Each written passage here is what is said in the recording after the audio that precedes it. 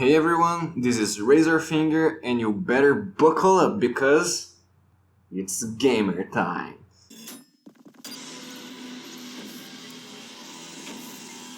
Yeah, you guessed it. In this episode we're gonna talk about ULTRAKILL. So I may not seem like it, but I'm a big action guy. I'm all about your Devil May Cries and your Bayonettas and your Dooms, the type of guy to waste their time watching crazy DMC5 combo mad compilations. I still love narrative games and the occasional puzzle game, but if you really wanna get to me, give me a stylish, fast-paced game where I can kill things in a bunch of different and creative ways. So this is a game that's right up my alley. ULTRAKILL is a first-person shooter inspired by the likes of Doom and Quake, with many elements borrowed from the quote-unquote character action genre, like Devil May Cry. The character action genre is weirdly specific, but what I basically mean is this game has a style meter. The cooler you do, the more this bar feels, leading to an eventual grade system after the level ends.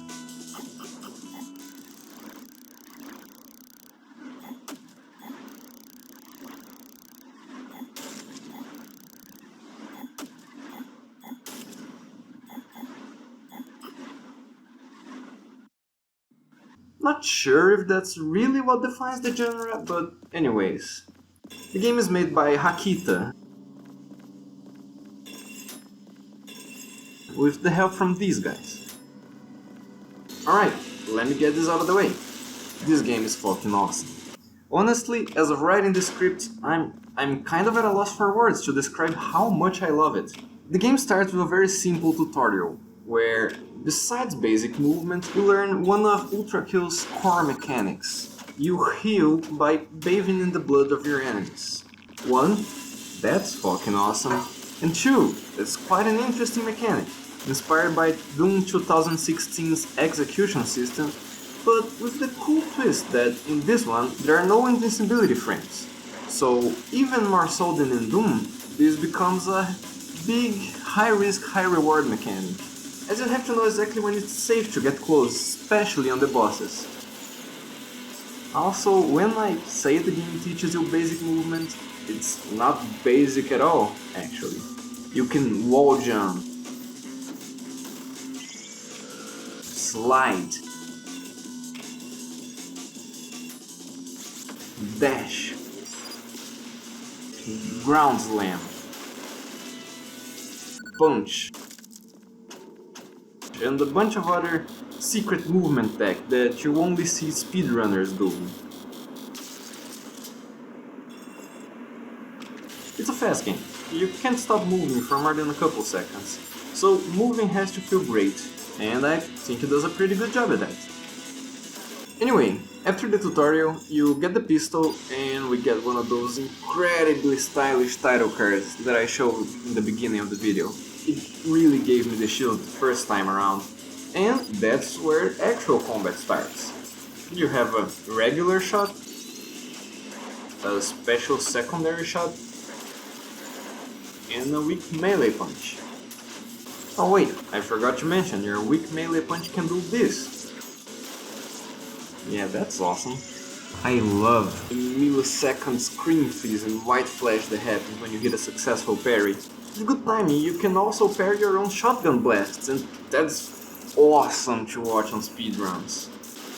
In fact, the whole game got me itching to watch speedruns or style demonstrations just to see how crazy it can get, and it does get pretty crazy.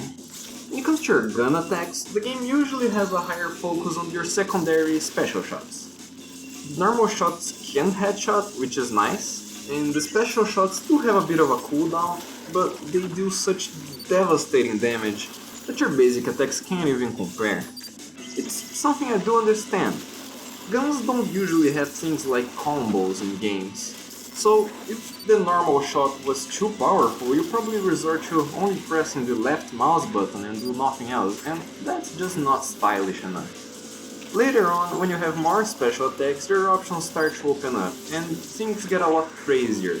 The style meter gets a pretty hefty multiplier when you switch guns or when you switch your special attacks, so you're never gonna stop switching up your playstyle. I personally stuck most of the time to the pistol's big laser, and for the shotgun, the explosion was pretty good for mobs, and the other attack was pretty good for bosses. The pistol's second special attack is incredibly awesome, but I found it pretty hard to use. You flip a coin, and when you shoot the coin, it goes flying directly onto an enemy's weak spot. It's pretty stylish, the sound effects feel great, and it feels great to pull it off. But the game is super fast, and the coin is super small, so it's pretty hard to shoot it. Also, if you spend too much time trying to aim at the coin, you leave yourself pretty vulnerable to damage. Still, it's something that skilled people can make a greater use out of.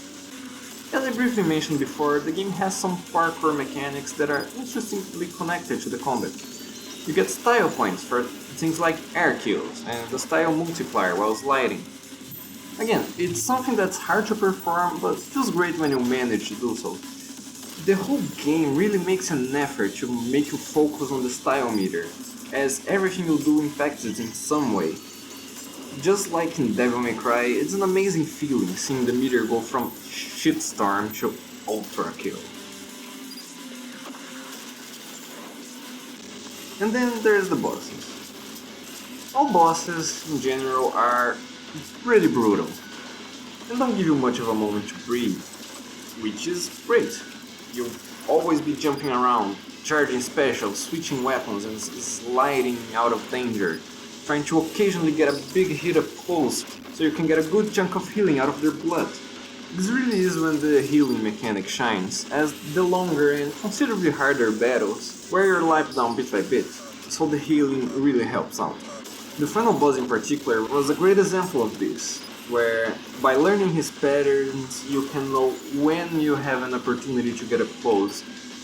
Also, the final boss is freaking awesome in general. The build up, the reveal, the second phase, awesome. In any case, that was the game. It's awesome, and if you like action games, it's your duty to go check it out. Thanks for watching.